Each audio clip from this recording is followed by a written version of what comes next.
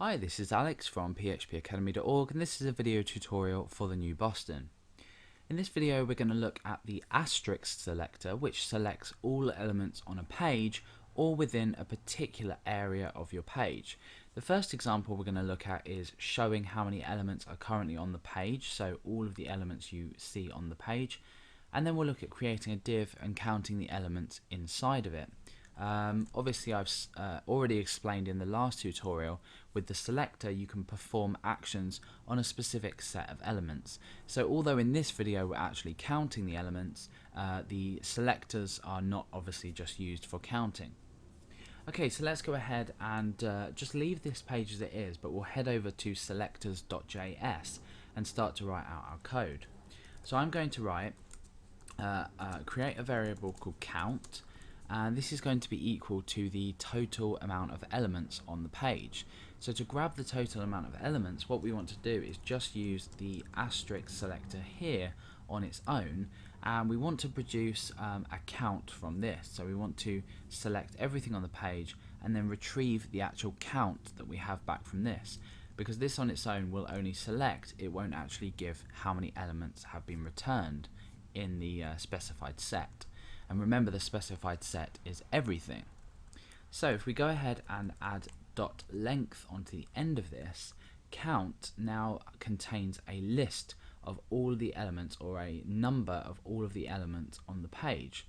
So as you can see, we've got a few elements on the page here.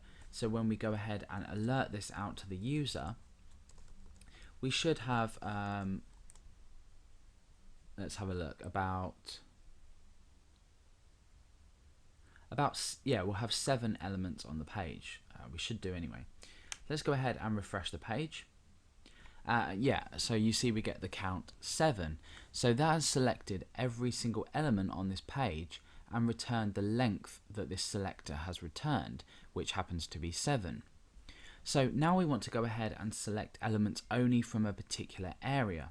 So to do this, we can go ahead and in our index.php page create a div. We'll give it an ID, so we'll say area, and then inside here we can create some elements. So this is a paragraph, and let's go ahead and create a button as well.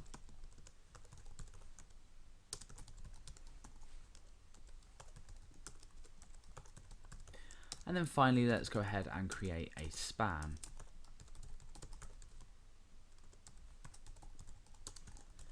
Okay, so let's go ahead and refresh the page. We'll get 11 up now because we've added another 3 elements onto this.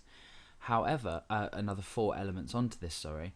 That includes our div in the outer area here as well. But what we actually want to do is only select these elements that we actually find useful.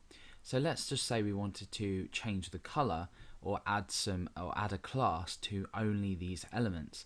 We don't want to select the entire page contents. So inside selectors, we actually now want to specify the area that we want to select, and this is area because we've created a div with these 3 elements inside.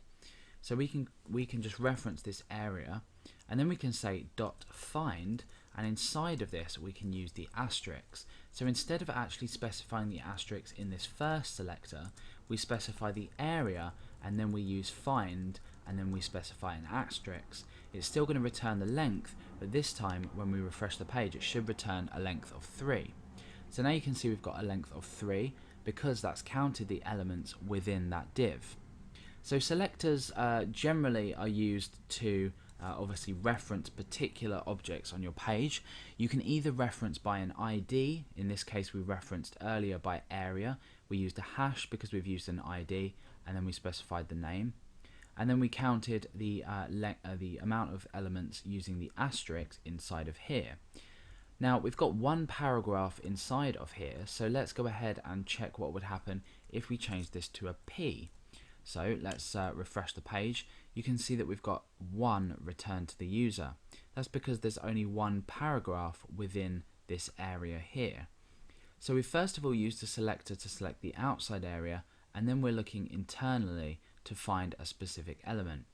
We'll look more at P and other different selectors in the next few videos. But for now, that's the asterisk selector in jQuery.